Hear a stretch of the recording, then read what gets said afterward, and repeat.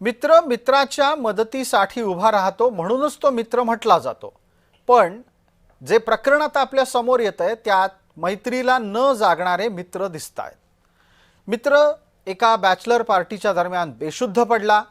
तो बेशुद्ध पडलेला असताना मित्रांनी निष्काळजीपणा दाखवलाय। 33 वर्षीय आदित्य मोहिते हा एका पार्टी दरम्यान बेशुद्ध पडला।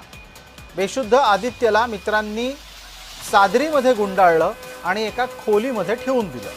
आदित्यकडे दुर्लक्ष करून हे मित्र परत एकदा पार्टीत आले।